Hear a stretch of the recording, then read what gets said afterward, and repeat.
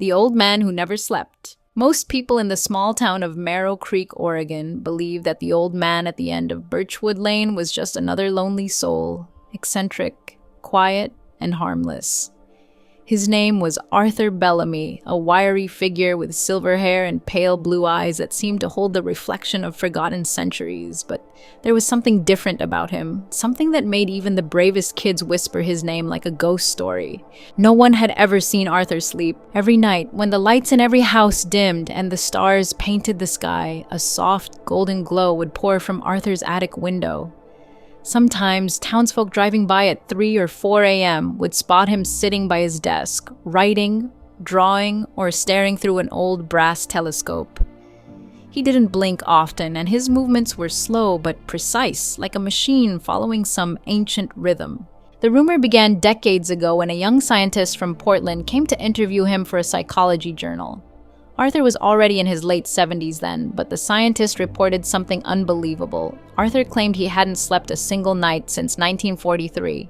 At first, people laughed. Then the scientist brought evidence: hospital tests, brain scans, and diaries spanning over 50 years.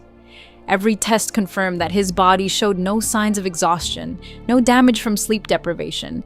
His brain was active, alert, functioning like that of a man in his 40s. When the story hit a few medical forums online, curious researchers from around the US began reaching out. Arthur refused interviews, cameras, and experiments. He told them, "You don't want to wake what's been sleeping in me for 80 years. One day, a local high school teacher named Emma Clark decided to visit him. She was writing a paper about human consciousness and thought Arthur's case could be the perfect subject. She knocked on his door one rainy afternoon, expecting silence. But the door creaked open and the old man smiled gently as if he had been expecting her for decades. "You're here for answers," he said before she could introduce herself. His voice was calm, deep, and slightly trembling like an old piano string. He led her into a dimly lit room filled with clocks, hundreds of them ticking in perfect unison. None showed the same time. "Do you believe in time?" Arthur asked. Emma hesitated. "Of course, time's what keeps everything in order." He chuckled. "That's what I used to think before I stopped dreaming." He told her a story that sounded impossible. During World War II, Arthur had been a Navy engineer.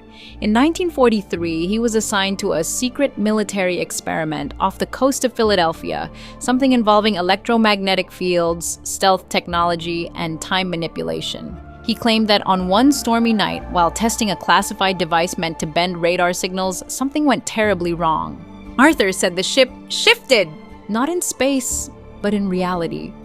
The ocean bent like glass, and every sound stretched like a scream. When it was over, half the crew was gone, and those who survived were never the same. Arthur returned home, but from that night on, he never dreamed again. He never slept. His body would rest, his eyes would close, but his mind stayed awake, staring into a dark, endless horizon he called the static sea.